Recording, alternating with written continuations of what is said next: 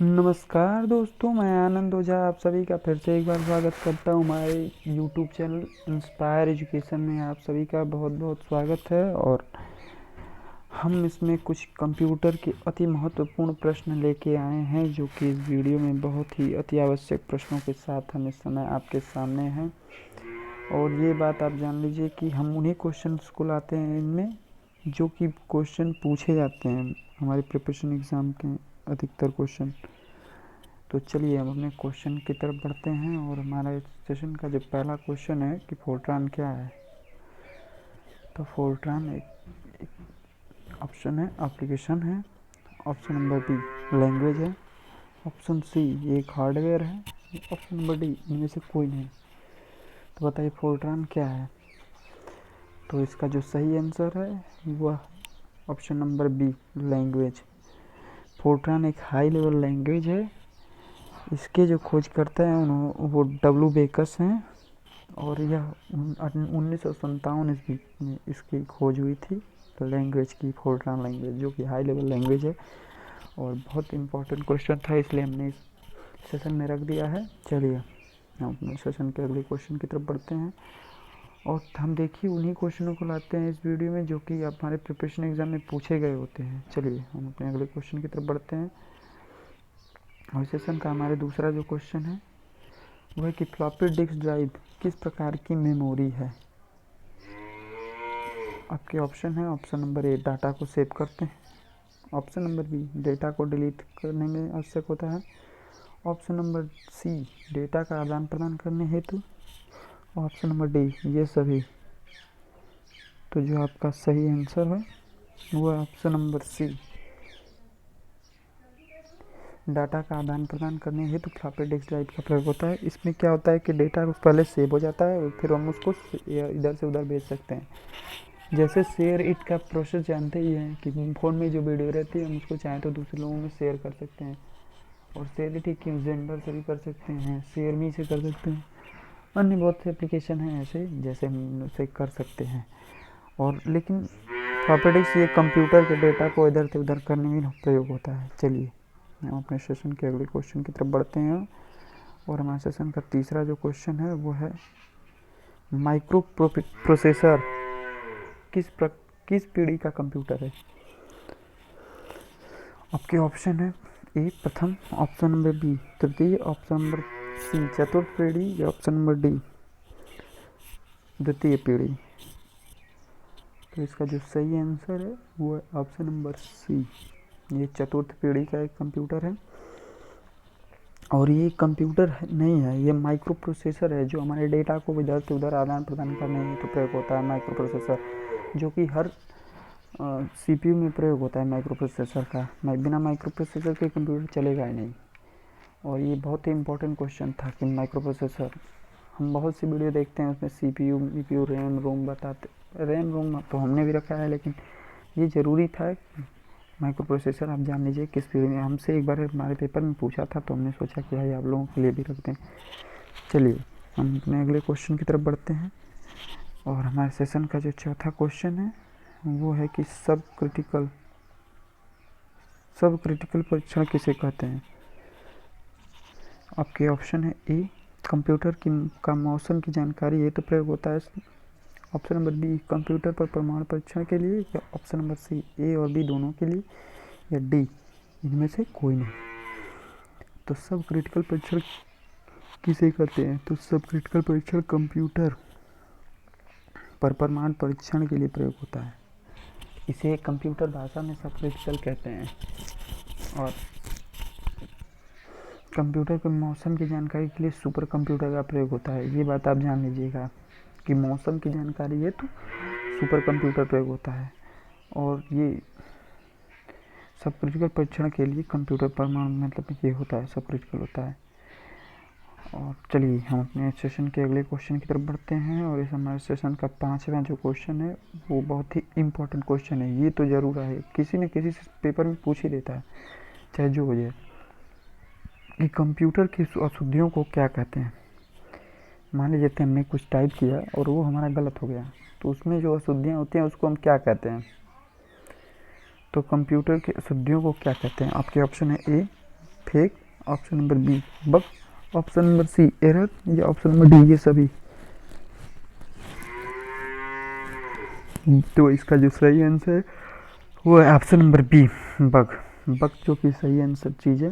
Computer की language में इसे बग कहते हैं, उसमें जो अशुद्धियाँ होती हैं वहाँ पे बग का प्रयोग होता है।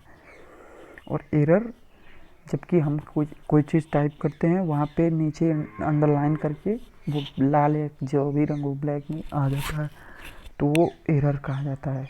और फेक जब हम इंटर करते हैं वहाँ पे जब गलती होती है तो उसे फेक कहते हैं। ठीक, तो ये तीनों चीज़ आप लोगों को समझ में आई। हमें अच्छा लगता है, आप लोगों को पढ़ाने में बहुत मज़ा आता है कि आप लोग बहुत इंटेलिजेंट हो।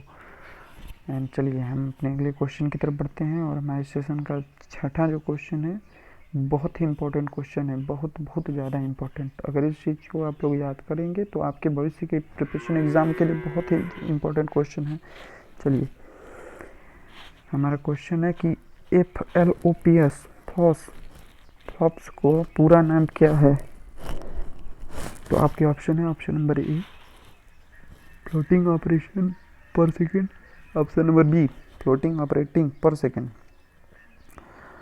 Option number C floating operator per second, या ऑप्शन नंबर डी इनमें से कोई नहीं। तो इसका जो सही आंसर है वो option number B floating operating per second. ये एक प्रकार का एप्लीकेशन ही है समझ लीजिए, जो कि प्रयोग होता है हमारे कंप्यूटर में। और चलिए हम अपने सेशन के अगले क्वेश्चन की तरफ बढ़ते हैं। और हमारे सेशन में देखिए हम उन्हीं क्वेश्चंस को लाते हैं जो कि हमारे क्वेश्चन में मतलब पेपर में पूछे जा चुके हैं। और ये एसएससी के सीपीयू एग्ज़ाम में पूछा गया था ये क्वेश्चन जीएस में। हमने सोचा आपके लिए रख दें, इम्पोर्टेंट है भाई, आप लोग जानकारी में रहेगी आप सभी की तो बहुत ही अच्छा है। क्योंकि देखिए जब तक हम सफलता की तरफ भागेंगे नहीं, सफलता हमारे पीछे आएगी नहीं। हमें जम के मेहनत करनी है और हमें उससे पाना है, ये समझ लीजिए किसी चीज़ को, सरकारी नौकरी को। तो उसके लिए जम के मेहनत करिए हमारे साथ। चलिए हम अपने अगले क्वेश्चन की तरफ बढ़ते हैं। और हमारे सेशन का 7वां क्वेश्चन है, DTP का पूरा नाम क्या है। DTP का पूरा नाम क्या है। Option number A disk transfer protocol, desktop publishing, option number C disk television publisher, या ऑप्शन नंबर डी ये सभी। तो इसका जो सही आंसर है वो है कि desktop publishing, option number B it is the right answer. और ये DTP का पूरा नाम होता है डेस्कटॉप पब्लिशिंग। चलिए हम अपने सेशन के अगले क्वेश्चन की तरफ बढ़ते हैं। और हमारे सेशन का 8वां जो क्वेश्चन है वो है रैम। देखिए हमने इस क्वेश्चन को ले लिया है जो कि हर पेपर में पूछा जाता है कि रैम का पूरा नाम क्या होता है। रैम कुछ लोग तो रीड ओनली मेमोरी को ही मार के चले जाते हैं, चाहे जो भी हो। खैर रैम का पूरा नाम क्या होता है। Option number A random access memory, option number B read only memory, option number C read only access memory, या option number D road accident matter. तो इसका जो सही आंसर है वो option number A random access memory, जो कि बहुत ही इम्पोर्टेंट चीज़ है। और रीड ओनली मेमोरी रोम को कहते हैं। अब रैंडम एक्सेस मेमोरी क्या होती है, ये रेंडमली काम करती है। देखिए जैसे हम किसी कंप्यूटर पे काम करते हैं पीसी पे, तो वहाँ पे क्या होता है कि अगर लाइट है तो वहाँ पे जब तक लाइट रहती है तब तक इसमें रैंडम एक्सेस मेमोरी में डेटा सेव रहता है। उसके बाद डेटा अगर लाइट अचानक से कट गई तो वो डेटा फिर से क्रैश हो जाता है, मतलब डिलीट हो जाता है सब। वो रीड ओनली मेमोरी में नहीं जाता है, वो प्रोसेसर में ही डिलीट हो जाता है और वो हार्ड ड्राइव तक नहीं पहुँच पाता।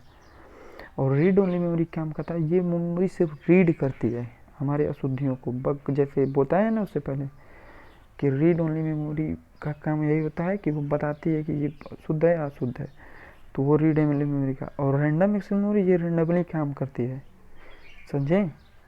चलिए हम अपने अगले क्वेश्चन की तरफ बढ़ते हैं। और ये दोनों तो हमने मान लीजिए आप लोगों के लिए उसी तरह रख दिए थे। RPG का पूरा नाम क्या होता है। RPG का पूरा नाम क्या होता है। आपके ऑप्शन है, option number A read programming grade, option number B report और program generator, option number C rating programmer grade, option number D ये सभी। तो आरपीजी का पूरा नेम होता है option number B report program generator, जो कि रिपोर्टिंग करने के लिए प्रयोग होता है। ये होता है रिपोर्टिंग प्रोग्राम जनरेटर। चलिए अपने अगले क्वेश्चन की तरफ बढ़ते हैं। हमारे सेशन का 10वां और आखिरी क्वेश्चन है। इसी के साथ ये वीडियो समाप्त होने वाली है कि फैक्स का पूरा नाम क्या होता है। शायद ये चीज़ आप लोगों को पता होगा, लेकिन फिर भी हमने इसमें रख दिया है। चलिए आपके ऑप्शन है for away Xerox, for access Xerox, option number C feed access Xerox, या ऑप्शन नंबर डी ए और बी दोनों। तो इसका जो सही आंसर है होता है फॉर अवे जेरॉक्स। फैक्स का पूरा नाम यही होता है। आप लोग चाहें तो नोट भी कर सकते हैं, याद भी कर सकते हैं, और हमने सिर्फ छोटे छोटे सेशन बनाते हैं आप लोगों के लिए, ज़्यादा बड़ा बनाने की ज़रूरत नहीं है। ज़्यादा बना देंगे तो ज़्यादा पढ़ने में आप लोगों को दिक्कत भी हो सकती है। चलिए इसी के साथ हम इस सेशन वीडियो को ख़त्म करते हैं, और हमने वही क्वेश्चन जानते हैं लेते हैं जो हमारे एसएससी या रेलवे की परीक्षा में पूछे जाते हैं। चलिए thank you for watching me, and thank you so much, and share and watch. Thank you.